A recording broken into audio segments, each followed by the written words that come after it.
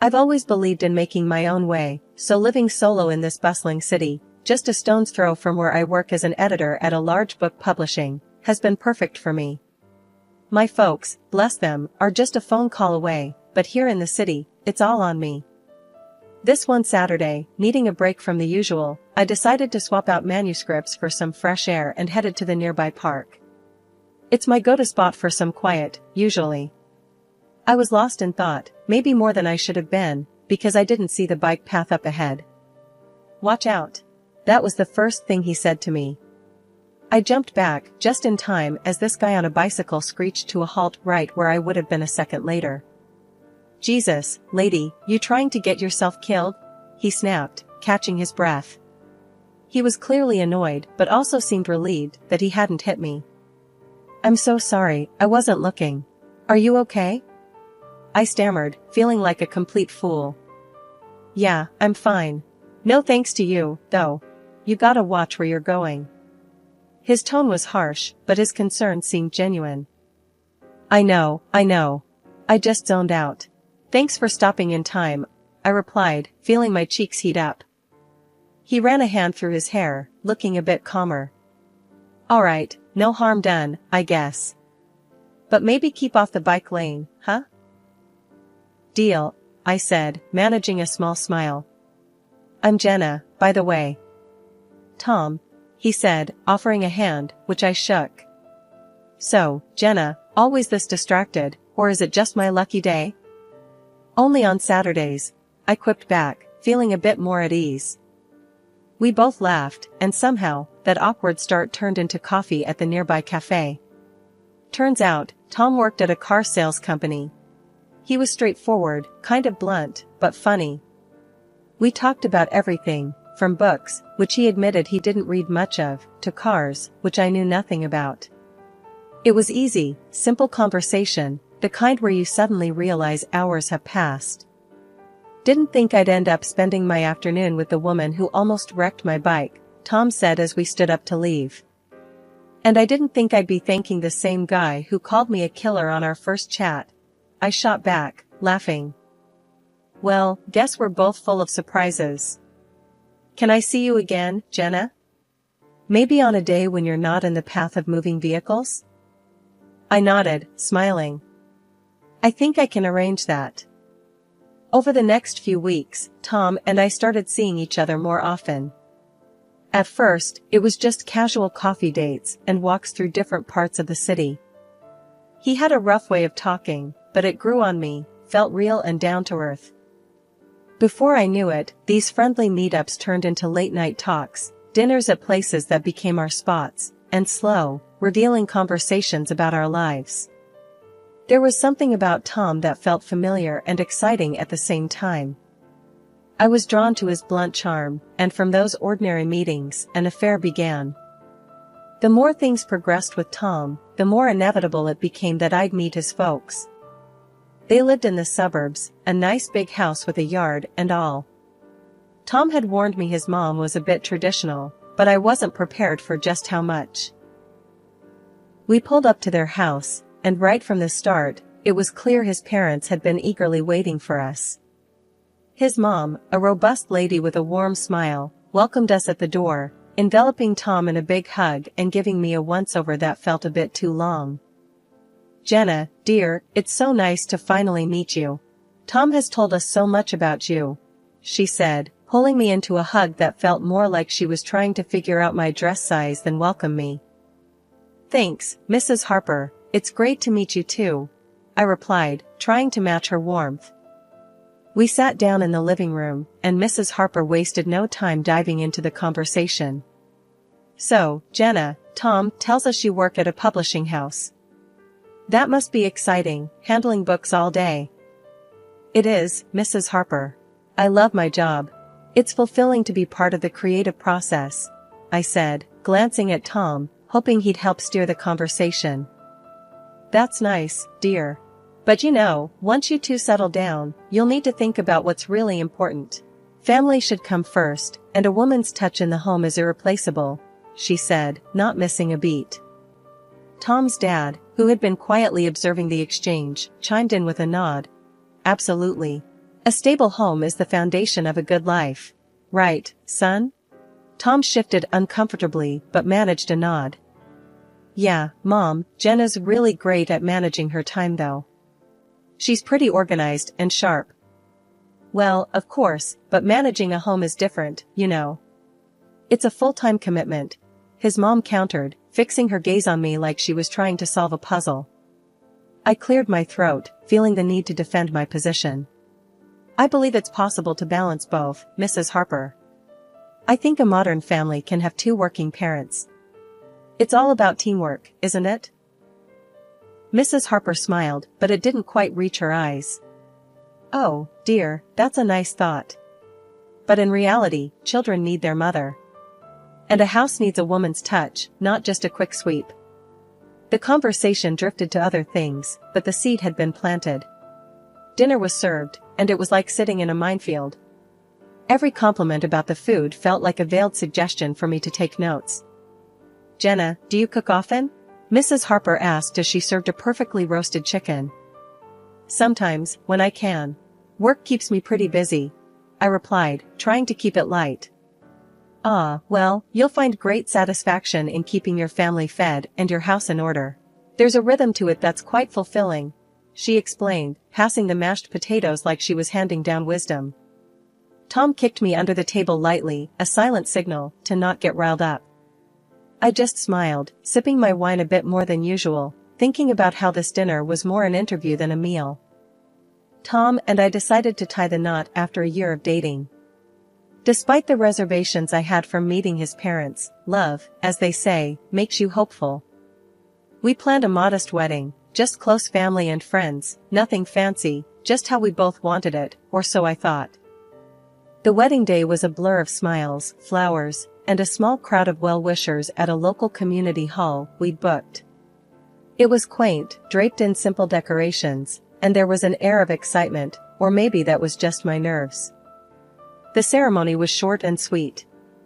We exchanged vows, rings, and a kiss that sealed the deal. Everyone clapped, and it felt right, at that moment at least.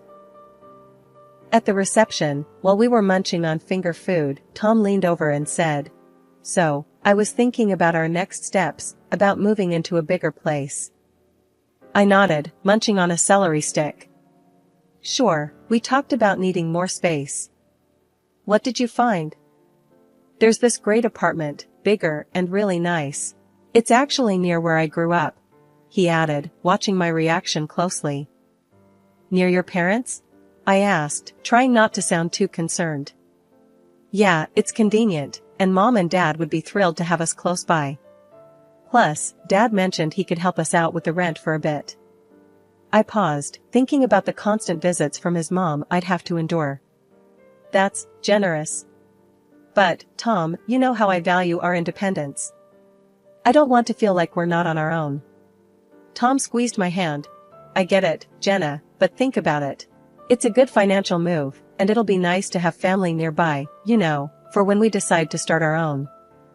I wasn't convinced, but decided to give it a shot. Okay, we can try it. But if it feels too crowded, we need to reconsider, alright? Deal. Tom smiled, and we went back to entertaining our guests. Moving in was a hassle. The apartment was indeed spacious and had a lovely view of a nearby park, but it was also a 40-minute drive from my work, which added to my daily commute. Tom's parents, true to form, were over often. His mom came by with housewarming gifts, which were really just ways to imprint her taste on our decor. Jenna, dear, I brought you some nice curtains, much better than those drab ones you picked out, she said one afternoon, holding up a garish set of floral curtains. Thanks, Mrs. Harper, but I actually like the ones we have. I tried to keep my tone light. Oh, but these will brighten up the living room so much more, she insisted, already walking over to change them. The tension was palpable each time she visited, and I felt like I was walking on eggshells in my own home. Tom did his best to mediate, but it was clear that his idea of close to family and mine were worlds apart. Over time, the topic of how we should live our lives began cropping up more frequently. Tom increasingly expressed his preference for traditional family roles. Jen, think about it. You managing the home, me bringing in the cash, it just makes sense," he'd argue, his voice firm as if that settled the matter. "But look at this," I'd respond, pulling up our budget on my laptop. "Two incomes, especially now with everything that's going on, pandemics, economic dips, it just makes more sense. We're more secure this way." Tom would shake his head, clearly frustrated. "That's not how a family should work. It's not just about money, Jenna. But it is about stability, Tom. And us both working doesn't mean we can't have a great home life." I tried to reason, but it felt like talking to a wall. Meanwhile, Mrs. Harper practically turned our apartment into her second home. She was over all the time, and every visit felt like an inspection.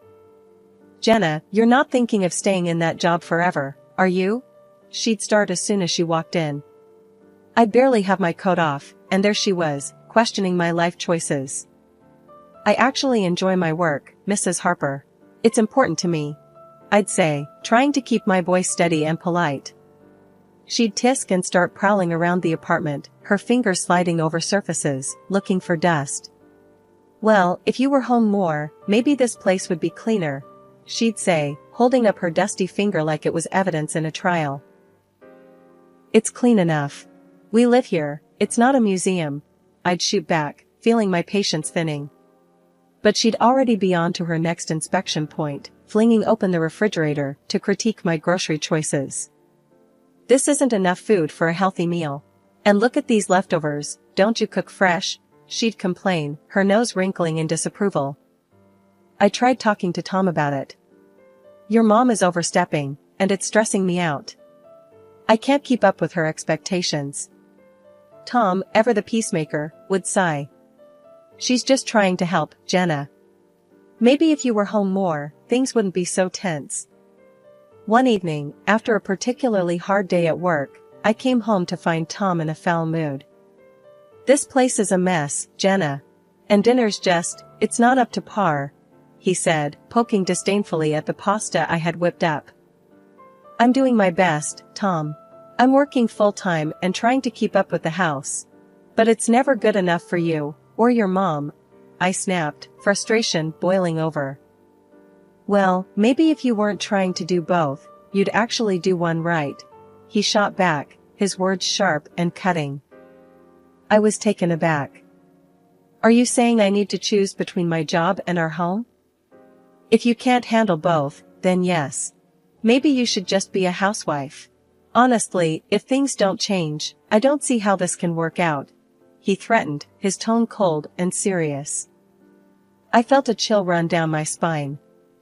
The man I loved was giving me an ultimatum that felt like a noose tightening around my neck. Be a housewife or bust. It was clear that the life I had built, my career, my independence, was slipping through my fingers the more I tried to cling to it. The tension in our home was thick enough to cut with a knife. Tom and I were at a breaking point over my career and our lifestyle. I loved him deeply, so I made a choice that I thought could smooth things over. I went to my boss and laid it out. I was quitting to be a full-time housewife. My boss was shocked, disappointed even. He knew how much my career meant to me. But then he offered a lifeline, remote work. I could still edit, only from home. It wasn't ideal, but it felt like a compromise I could live with without completely losing myself. I didn't tell Tom about the remote work arrangement. Instead, I told him I had quit my job to focus on our home. His face lit up in a way that both warmed and broke my heart. "That's great, Jen. It'll be better for us, you'll see," he said, pulling me into a hug that felt like he was clinging to a newfound peace of mind. I threw myself into the role of housewife, handling the chores, cooking meals, and making sure everything was just right for when he came home from work. But as soon as he left for work each morning, my laptop opened, and I was back at my editor's desk, remotely. The balance was precarious, juggling my secret work life with the domestic life Tom believed I had embraced. I funneled the money I earned into a separate account. It seemed smarter to have a financial cushion that Tom didn't know about, just in case. Living on just Tom's salary was his idea, and it strained our finances more than he realized. Just 3 months in, the cracks began to show. We're running low on everything, Tom. We need to rethink our budget. I approached the topic one evening, hoping for a rational conversation. What are you talking about? You're just not managing our money right. You need to cut back on spending. He snapped back, frustration lacing his words. His words stung. I hadn't bought anything for myself in ages, always hunting for deals and scrimping wherever I could. I'd been as frugal as possible. It's not enough, I insisted, my voice tight with hurt. The next day, as if on cue, Mrs. Harper showed up at our door. Tom told me you're having trouble with the budget. Let me show you how to shop properly, she declared, her tone brooking no argument. The following days were a crash course in extreme penny pinching. She dragged me to the store, pointing out the cheapest items, many of which were of questionable quality. These are what you should be buying, Jenna. None of that fancy stuff, she instructed, her voice harsh as if I was a wayward child. She even showed me how to dilute dish soap to make it last longer, her eyes sharp. You'll learn to make do with less. It's good for you, she said, nodding to herself more than to me. Every receipt was scrutinized, every expenditure questioned. Why did you buy this? You don't need to be traveling around when there's work to be done here, she scolded when she saw a bus ticket stub. It was more than just saving money, it felt demeaning, like I was under constant surveillance. Living this way, under the strict rules dictated by Tom and enforced by his mother, was stifling. One afternoon, I locked myself in the bedroom and called my mom. Mom, I don't know what to do anymore, I started, my voice cracking a bit as I explained how Mrs. Harper had been teaching me to stretch every dollar to the extreme, making me feel like I was living in the Great Depression. That's not normal, Jenna, my mom said firmly. You're supposed to be partners. It sounds like she's trying to control everything. And Tom should not be letting this happen. I sighed, feeling a small wave of relief just hearing her say it. I know, Mom. It's just so hard. I try to stand up for myself, but it always turns into a huge fight. Just as I was about to say more, the bedroom door swung open. Tom stood there, his face twisted in anger. He had overheard me. Without a word, he marched over, grabbed the phone from my hand, and ended the call. A wife shouldn't be complaining about her husband and mother-in-law like some kind of traitor, he snapped, his voice cold and harsh. I was stunned.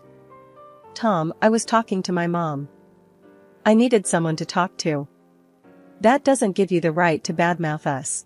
Especially not to your mother, he retorted, his eyes narrowing. The argument spiraled from there, voices raised, words that couldn't be taken back. In a huff, Tom stormed out, slamming the door behind him. He was gone for the rest of the day, leaving me alone with my thoughts, which were a tangled mess of sadness and frustration. It was well past midnight when I heard the key turn in the lock. Tom stumbled in, reeking of alcohol. His usual stern demeanor was replaced by a sloppy, cruel drunkenness. I should have listened to my mom. She warned me about marrying someone like you. He slurred, his words like daggers. I stood up, my own anger rising. Tom, you're a grown man. Stop letting your mother run our lives. You don't need her approval for every little thing. That seemed to set him off even more. If you're so unhappy, why don't you just leave? He yelled, stepping close, his voice booming in the confined space of our apartment. It's 3 a.m., Tom. It's not safe, I replied, trying to reason with him, even as my voice shook. I don't care. Get out, he shouted, not even looking at me. I hesitated only for a moment before I started to pack the essentials, my phone, some clothes. When I went to grab my wallet, Tom snatched it from my hands. I earned this money, Jenna. You have no right to it, he said, venom in his tone.